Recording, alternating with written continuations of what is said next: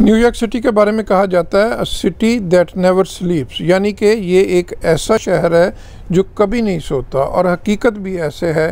اس شہر میں زندگی 24 گھنٹے رواں دواں رہتی تھی، لیکن اس وقت اس شہر کی گلیاں اور سڑکیں کیا منظر پیش کر رہی ہیں، میرے پیچھے کچھ آپ صورتحال سے اندازہ لگا سکتے ہیں۔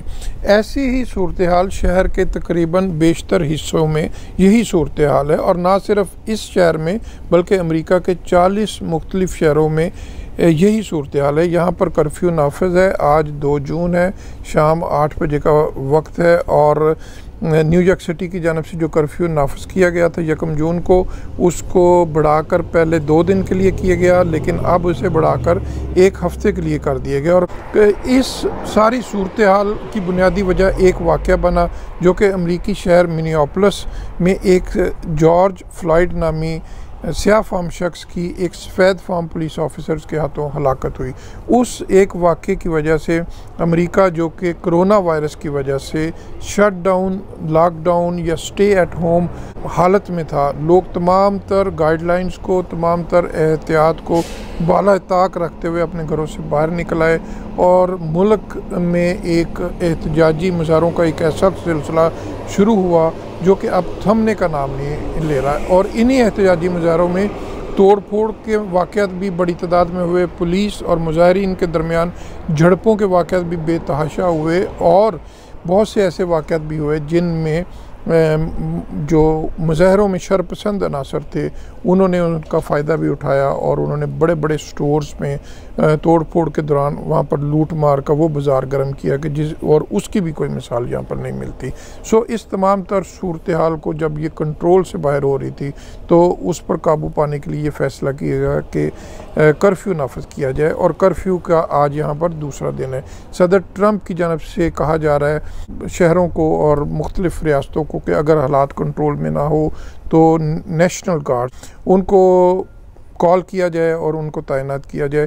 نیو یارک سٹی کے میئر نے اعلان کیا ہے کہ وہ نیو یارک سٹی میں نیشنل گارڈز کو کال نہیں کریں گے، کیونکہ وہ نہیں سمجھتے کہ جو سویلین معاملات ہیں ان کو طے کرنے کے لیے فوج کو شہری حدود میں مدعو کیا جانا چاہیے۔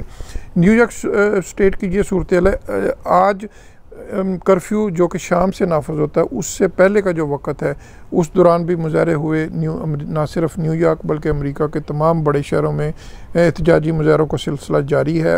اسی طرح آج نیو یارک میں جو مختلف سیاہ فام کمیونٹیز نے ایک احتجاجی مظاہرے کیے، تو دوسری طرف سفید فام کمیونٹی کے لوگ بھی ان سے ظاہر یکجہتی کے لیے اکٹھے ہو گئے۔ میں اس وقت نیو یارک کے علاقے بروکلن میں موجود ہوں۔ یہاں پر 8 بجے کرفیو کے نفاذ سے کچھ دیر پہلے یہاں کے ایک علاقے میں سفید فام کمیونٹی کے ارکان باہر سڑکوں پر آ گئے، اور جب ہم نے ان سے پوچھا کہ آپ لوگ اس وقت کرفیو نافذ ہے تو باہر کیا کرنے آئے، تو ان کا یہ کہنا تھا۔ Why you are here today? We're here because we're using our privilege, our white privilege, to raise our voices in peace with our black neighbors and friends, and showing them that we are standing with them in solidarity, and we won't let this happen in our country anymore. I oppose the curfew. I think it's unjust. They're silencing our voices. We're just out here peacefully protesting. We're not starting any trouble. There's no violence going on.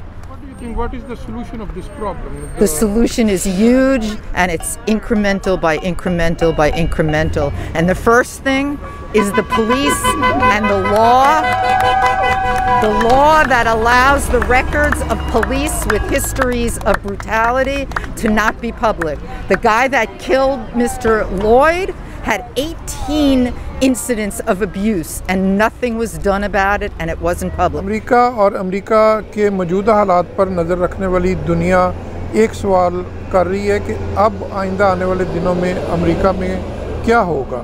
اس سوال کا جواب ابھی دینا تو مشکل ہے، لیکن black lives metre کے حوالے سے جو تحریک جاری ہے، ان کے منتظمین کا کہنا ہے کہ ان کی تحریک اور یہ احتجاجی مظاہرے وہ جاری رہیں گے اس وقت تک کہ جب تک وہ اپنے مقاصد کے حصول کی طرف کوئی بڑی پیش رفت ہوتے نہیں دیکھ لیتے۔ Well, I'm the president and co-founder of Black Lives Matter Brooklyn. We're not going inside until we feel that justice is served. Mohsin Zaheer, channel 5، new York.